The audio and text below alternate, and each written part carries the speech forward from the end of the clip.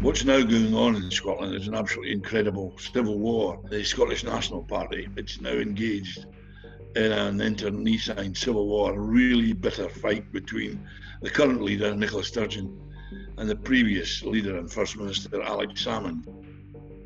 Alex Salmond has been accused and acquitted of serious sexual offences, and Nicola Sturgeon is being accused by Mr Salmond's allies of mounting a conspiracy to have him charged with these criminal offences. And we now have two very high-powered inquiries, one by the Scottish Parliament, one by an independent legal counsel, to ascertain the truth of who's telling the truth. The Scottish Government inquiry was challenged by Mr Salmond.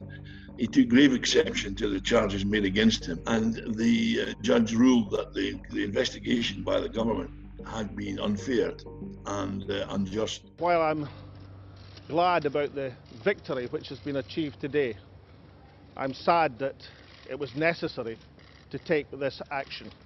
However, no sooner had he won that battle than another battle loomed. He was charged with 13 counts of various sexual offences, including assault and of attempted rape. He was found not guilty, acquitted on all charges, and walked out of the court a free man. Various allegations have been made by both Mr Salmond and others about what happened and the process by which an investigation into his behaviour had started. Mr Salmond's friends and allies suggest that Nicola Sturgeon, his protégé and former friend, had been at the heart of these allegations and had mounted a conspiracy to, if you like, do him down. That she has vehemently denied. There's another inquiry going on, this time into what Ms Sturgeon knew and when she knew of the initial allegations against Mr Salmond. This has led to her being accused of misleading the Parliament. Now, misleading is not a very strong word in normal usage,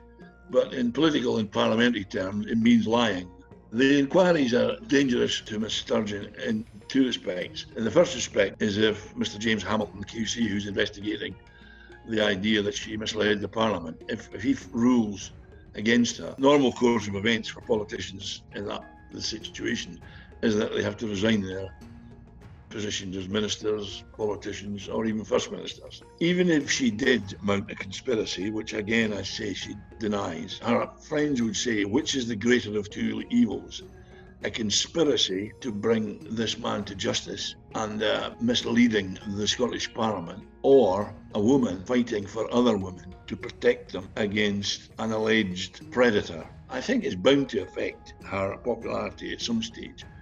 Although there is a preponderance of people within the SNP who would forgive Nicola Sturgeon almost anything if she managed to achieve independence for Scotland.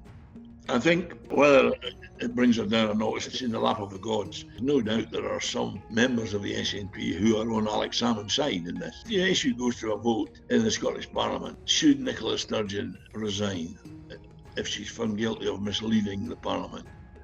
That vote would be on a knife edge as to which way it jumped.